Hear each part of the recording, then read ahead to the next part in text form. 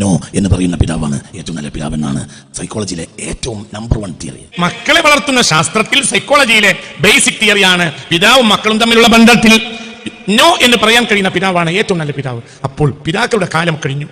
ഏകദേശം 40 കൊല്ലം മുമ്പ് വരെയായിരുന്നു പിതാക്കൾ ഉണ്ടായിരുന്നത്. ഇപ്പോൾ നോ എന്ന് പറയാൻ കഴിയാത്ത പിതാക്കളാണ്. അതുകൊണ്ട് ഒന്നും നടക്കില്ല. ഇറച്ചിക്കോഴി വളർത്ത കുറച്ച് കുട്ടികൾ ഉണ്ടായിട്ടുണ്ട്. ഇപ്പോൾ ഒക്കെ ഇറച്ചിക്കോഴികളാണ്. ഒന്നും നടക്കൂല. ഇവർക്കൊരു പ്രതിസന്ധിയെ, ഇന്നത്തെ പുതിയ കുട്ടികൾക്ക് ഒരു പ്രതിസന്ധിയെ നേരിടാൻ കഴിയൂല. എന്തുകൊണ്ട്? അവരെ മാപ്പാക്ക് നോ എന്ന് പറയാൻ അറിയില്ല. പുതിയ മാപ്പാക്ക് സൈക്കോളജിയിലെ ബേസിക് തിയറി എന്താ? 10 കാര്യം മക്കൾ ആവശ്യപ്പെടുമ്പോൾ 9നും പിതാവ് നോ എന്ന് പറയണം. 1ന് യെസ് എന്ന് പറയണമെങ്കിൽ പെട്ടെന്ന് പറയരുത്. നോ എന്ന് പറയുമെന്ന് മക്കൾ വിചാരിച്ച് അവസാനം മെലിഞ്ഞ ഒരു യെസ് പറയണം. നല്ല പിതാവ്. ഇപ്പോൾ നീന്തൽ പഠിക്കണം എന്നുള്ളവർ തന്നെ സ്വിമ്മിംഗ് പൂളിലാണ് നീന്തിക്കുന്നത്. അതിന്റെ 4 കരയിലും 4 ആളുണ്ടോ, ആരെങ്കിലും വെള്ളം കുടിക്കുന്നുണ്ടോ നോക്കിയിട്ട്. പിന്നെ ബാപ്പയും എല്ലാവരും കണ്ണും വീഴ്ചിട്ടുണ്ടോ. അതിനിടയിൽ കുട്ടികൾ നീന്തുമ്പോൾ അവർക്ക് നീന്തം പഠിക്കാൻ കഴിയില്ല. അവർ ഇംഗ്ലീഷ് ചാനൽ നീന്തി കിടക്കൂല. ഇംഗ്ലീഷ് ചാനൽ പോയിട്ട് കരിമ്പോഴ പോലും നീന്തൂല. എന്റെ ബാപ്പ അങ്ങനെ ഇരുന്നില്ല. ഇവരൊക്കെ ബാപ്പ അങ്ങനെ ഇരുന്നില്ല. എന്റെ ബാപ്പ എന്ത് ചെയ്യുമെന്ന് പറഞ്ഞാൽ കാര്യങ്ങൾ ഒറ്റ കയറുകയും കയത്തിലേക്ക് അത്തിക്കുണ്ട് എന്നൊരു കുണ്ടുണ്ടായിരുന്നു ഞങ്ങളെ പുന്നപ്പുഴയിൽ. ഒറ്റ കയറും. എന്നിട്ട് ബാപ്പ തിരിഞ്ഞു നിന്നിട്ട് പശുവിനെ കഴുകുന്ന ആ വെള്ളത്തിന്റെ ശബ്ദം കൊണ്ട് നമ്മൾ വെള്ളം കുടിച്ച് മരിച്ചാലും ബാപ്പ അറിയൂലാന്ന് നമ്മൾ വിചാരിക്കും. പക്ഷെ എന്നെ നീന്തം പഠിച്ചു. അപ്പൊ നമ്മൾ വിചാരിക്കും അധികപ്പറ്റായ മകനായി പോയല്ലോ. ഞാൻ വിചാരിച്ച കാലം എനിക്ക് ഉണ്ടായിട്ടുണ്ട്. ഒരു അധികപ്പറ്റായ മകനായി പോയല്ലോ കുറച്ചു. ഇപ്പോൾ മനസ്സിലാവുന്നു എന്റെ ബാപ്പ എന്നെ ബിൽഡ് ചെയ്യുന്നു.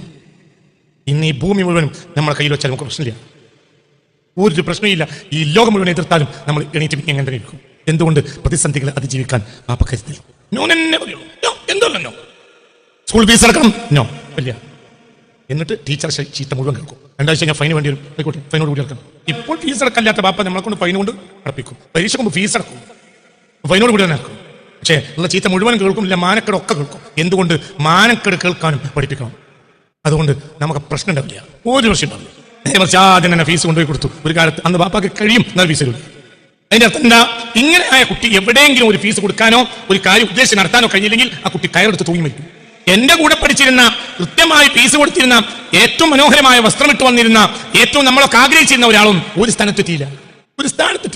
എന്നല്ല, അവരൊക്കെ കുപ്പായം മാറ്റി ആ ടയറിലും കുപ്പായം ഒക്കെ ഇട്ട് അതൊക്കെ ഇസ്തിരി ചെയ്ത് കൈയൊക്കെ ഇങ്ങനെ പിടിച്ചിട്ട് വരുന്ന ഒരു സമയം എനിക്ക് ഓർമ്മയുണ്ട്. എന്റെ കൂടെ പഠിച്ചിരുന്ന ആളുകൾ, കുട്ടികൾ ചുളിയാതിരിക്കാൻ വേണ്ടി ഇങ്ങനത്തെ നടന്നിരുന്ന ആളുകളെ എനിക്ക് ഓർമ്മയുണ്ട്. ഒന്നും അവർക്കിപ്പോൾ അങ്ങനത്തെ ടെററിലും കുപ്പായമില്ല, അങ്ങനത്തെ ഒരു ജീവിത സന്തോഷമില്ല. ഞാൻ ദോഷം പറയില്ല. എന്തുകൊണ്ട്?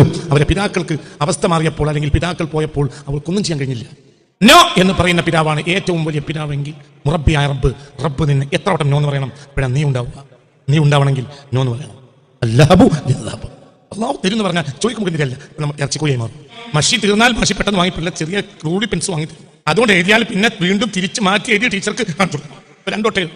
അപ്പോൾ മഷി തീർന്നാൽ പിന്നെ പെന്നിൽ മഷി നിറച്ച് തരണമെങ്കിൽ 2 ദിവസം കഴിയണം. ഒന്ന് നമ്മളെ കുട്ടിയൊക്കെ എത്ര പെന്നാണുള്ളതെന്ന് ആ കുട്ടിക്ക് അറിയില്ല. ആ കുട്ടിയുടെ ബാപ്പയായ എന്റെ ബാപ്പ മര്യാദക്ക് പെണ്ണ് വാങ്ങിത്തരില്ല. നിന്നെ നീയാക്കാൻ വേണ്ടിയാ റബ്ബെന്നാൽ ഒരുത്തന്റെ പൂർണ്ണതയിലേക്ക് അവനെ എത്തിക്കുന്നവനാണ് റബ്ബ്. പൂർണ്ണതയിലെത്തണമെന്ന് നിനക്കുണ്ടെങ്കിൽ പൂർണ്ണതയിലെത്തിക്കും. അതാണ് റബ്ബ്. ഒരാൾക്ക് നേരത്തെ കൊടുക്കും. എന്തുകൊണ്ട്? അവന് പൂർണ്ണതയിൽ എത്തണമെന്നില്ല. എന്താ റബ്ബിന്റെ അർത്ഥം നോക്കി? റബ്ബ് മെല്ലെ മെല്ലെ ഒന്നിന്റെ പൂർണ്ണതയിലേക്ക് ഒന്നിനെ എത്തിക്കുന്നവന് റബ്ബെന്ന് പറയും. നിന്റെ പൂർണ്ണതയിലേക്ക് നിന്നെ മെല്ലെ മെല്ലെ എത്തിക്കുന്നവനാണ് ആര്? റബ്ബ്. എന്നാൽ ആരാ? നിന്റെ പൂർണ്ണതയിലേക്ക് നിന്നെ എത്തിക്കണം. നീ ചോദിച്ചോക്കാൻ തന്നാൽ നിന്നെ പൂർണ്ണതയിൽ എത്തിക്കാൻ കഴിയില്ല.